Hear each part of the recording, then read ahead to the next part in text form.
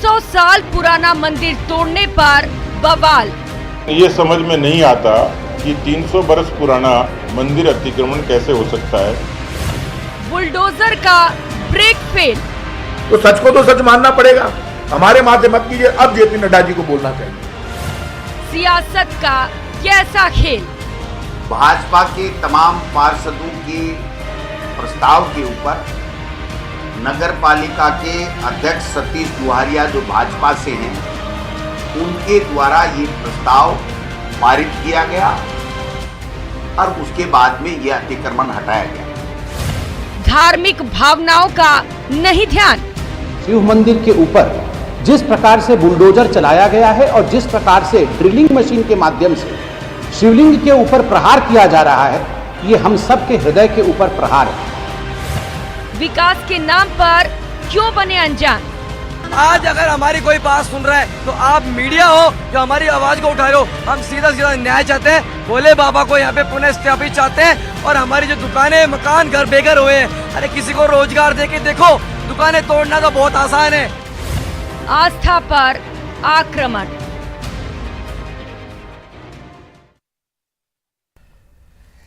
छह तारीख को नोटिस जारी हुए, बीजेपी चुप थी, सियासत चुप थी। 14 तारीख को स्थानीय लोग जौहरीलाल मीणा से मिले, कांग्रेस चुप थी, सियासत चुप थी। 17 तारीख को कार्रवाई हुई, सब चुप थे, सियासत भी चुप थी। 22 तारीख को हंगामा मचा है, सियासत अब बोल रही है, एक दूसरे की पोल खोल रही है। नमस्कार, आप देख रहे हैं प्राइम डिबेट, आपके साथ मैं हूं स्वप्निल। इन दिनों देश भर में बुलडोजर की कार्रवाई सुर्खियों में है और आखिरकार राजस्थान में भी बुलडोजर चल ही गया, जबकि मुख्यमंत्री अशोक गहलोत ने कहा था कि मरुधरा में बुलडोजर नहीं चलेगा। अलवर जिले के राजगढ़ में मास्टर प्लान के नाम पर प्राचीन भवनों, दुकानों पर बुलडोजर चलवाया गया और धार्मिक स्थलों को भी ध्वस्त कर दिया गया। अब इस कार्रवाई के बाद कई सवाल खड़े हो रहे हैं, जिस पर आज प्राइम डिबेट में हम चर्चा करेंगे। देखिए, सवाल नंबर 1 आपको बता रहा हूं, बेहद अहम सवाल है। आज दिन भर कांग्रेस ने बार बार यह बताया है कि वहां तो बोर्ड बीजेपी का है, नगर पालिका में 35 में से 34 पार्षद उन्हीं के हैं, उन्हीं का आदेश था। उन्होंने ही कार्रवाई के नाम पर प्रशासन से हेल्प मांगी और प्रशासन ने कार्रवाई की। तो ऐसे में सवाल यह है कि अगर बोर्ड बीजेपी का है तो फिर कांग्रेस कैसे जिम्मेदार हुई। वहीं सवाल नंबर 2, जैसा कि मैंने शुरुआत में कहा, 14 तारीख को स्थानीय लोग जिन्हें नोटिस जारी हुए थे वो जौहरीलाल मीणा से मिले। उन्होंने कहा कि मैं नहीं रुकवा सकता और उन्होंने तंज भी कसा स्थानीयों पर, मानो जख्म पर नमक छिड़क रहे हो। बोया पेड़ बबूल का तो आम कहां से पाए। तो ये विधायक जौहरीलाल 14 तारीख को जब सब जानते थे, उसके पहले से जानता महसूस हो रहे हैं, वो आखिर धृतराष्ट्र क्यों बने रहे। और अब सवाल नंबर 3 ध्यान से सुनिए। धार्मिक स्थल है वहां पर, इस बात का ध्यान नहीं रखा, यानी नहीं रखा ध्यान, तो आखिर क्या है मास्टर प्लान। इस मास्टर प्लान को आप 2 तरह से ले। एक, वो मास्टर प्लान के नाम पर कार्रवाई हुई है, लेकिन क्या यही मास्टर प्लान था सियासत का, किस तरह की कार्रवाई करो और फिर लग जाओ वोट खोजने में। इन्हीं सवालों के आसपास आज चर्चा रखने की कोशिश करेंगे।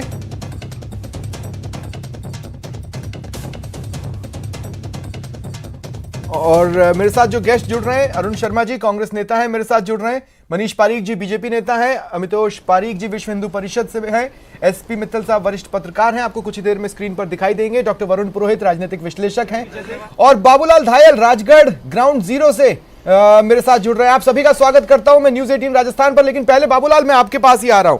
कई सारे सवाल हैं जो इस वक्त तैर रहे हैं और मुझे पूरी उम्मीद है कि आप कुछ लोगों के साथ खड़े, हो सकता है उसमें राजनीतिक बैकग्राउंड से आने वाले लोग भी हों, तो आप पहले उनसे बातचीत करें।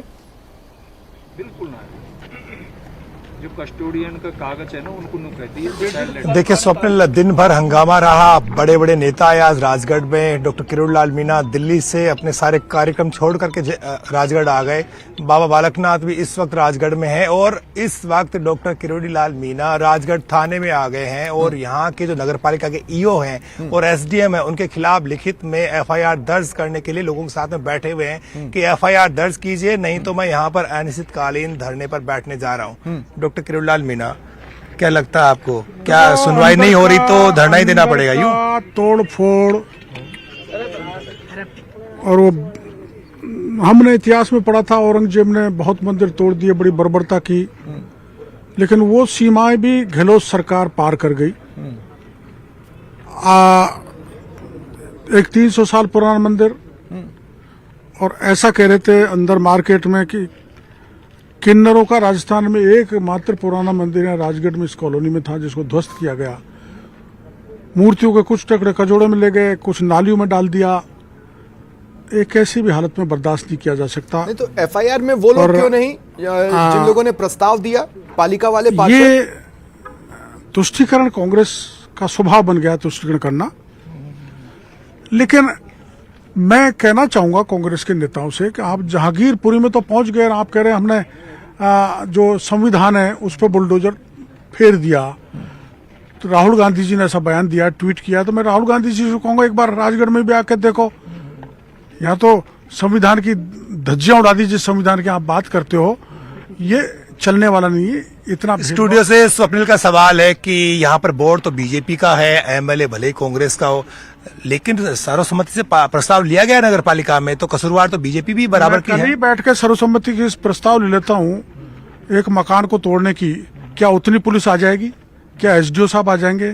क्या डिप्टी ईओ आ जाएंगे?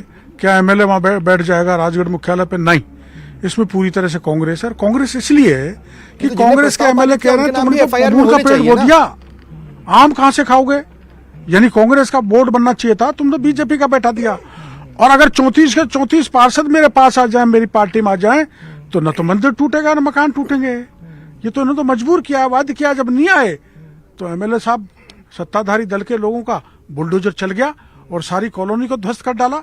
आपने देखा वो महिलाएं विलाप कर रही थी, रो रही थी, कहीं के तो रहने के लिए जगह नहीं बची, खाने का अनाज नहीं बचा, पीने का पानी नहीं रहा, पाइपलाइन टूट गई, बिजली गायब हो गई। वो तो चलो कोई नहीं, उसका तो बर्दाश्त करेंगे।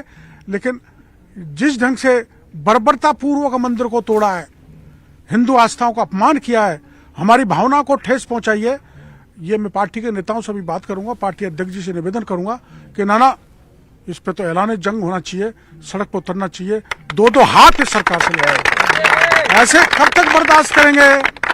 करौली में कर दिया, करौली में करके नहीं तो 17 तारीख से 22 तारीख तक आप लोग कहां थे? हम पे उल्टा दोष बूथ तक आपके कार्यकर्ता हैं, कहां थे इन 4-5 दिनों में? मंदिर को तोड़ सकते हैं, सपने में भी नहीं तोड़ सकते। भारतीय जनता पार्टी के 34 के 34 पार्षद और नगर पालिका के चेयरमैन की मैं गारंटी लेता हूं, वो टूट सकते हैं, लेकिन वो मंदिर तोड़ने पर हस्ताक्षर नहीं कर सकते। ये साजिश है, ये यहाँ के सत्ताधारी दल के विधायकों का दबाव है, जिसके आधार पर यह कार्रवाई की गई है। डॉक्टर साहब, 5 दिन हो गए घटना को, अब तक आप समेत जो बड़े नेता वो क्यों नहीं आए? राजगढ़ ज्यादा दूर भी नहीं है, हुआ क्या आखिर? आज ही क्यों आए? यहाँ बिल्कुल हम आपकी बात मानेंगे, क्योंकि मेरे को तो आज ही पता लगा सुबह, और मीडिया के एक भाई ने फोन किया। 5 दिनों तक आपके कार्यकर्ताओं को किसी तरह का दुख नहीं था? 5 दिनों तक बूथ पर मौजूद आपके लोगों को किसी तरह का दुख नहीं था जो आपको नहीं बताया गया? हो जाती, लेकिन 5 दिन का जो नुकसान हमारी लापरवाही से हुआ है, हम ब्याज समेत गहलोत सरकार से बदला लेंगे। क्या जो जख्म है राजगढ़ की जनता के, उन पर मरहम लगाएगी बीजेपी? किस तरह से कंपनसेट करने की मांग करेंगे आप सरकार से? देखो, एक तो तीनों मंदिर टूटे हैं, प्राचीन मूर्तियों को तहस नहस कर दिया, तो मंदिर सरकार बनाए, और जितनी तोड़फोड़ की है, जितने मकान तोड़े, उनकी पूरी भरपाई ठीक है सरकार करे। और ये कुकृत्य करने वाले अधिकारी, चाहे कोई भी हो, एसडीओ हो, ईओ हो, पुलिस के अधिकारी हो, जिन्होंने भी बदतमीजी की है, ये दुस्साहस किया है, उनके खिलाफ मुकदमा दर्ज करके। ठीक है बाबूलाल, मैं आगे आपके पास आऊंगा। बाबूलाल, मैं आगे आपके पास आऊंगा। अरुण शर्मा जी, मैं आपके पास आना चाहता हूं। अभी हाल ही में तो मुख्यमंत्री अशोक गहलोत ने कहा था कि मरुधरा में बुलडोजर नहीं चलेगा। कोई क्या जाने क्या दर्द होता है लोगों को जब उनके मकानों को ध्वस्त किया जाता है, तो जिनके पास उनके मकान दुकान के कागज पत्तर थे, कागज पत्तर, वो भी तोड़ दिए गए मास्टर प्लान के नाम पर। जौहरी लाल मीणा चुप क्यों थे?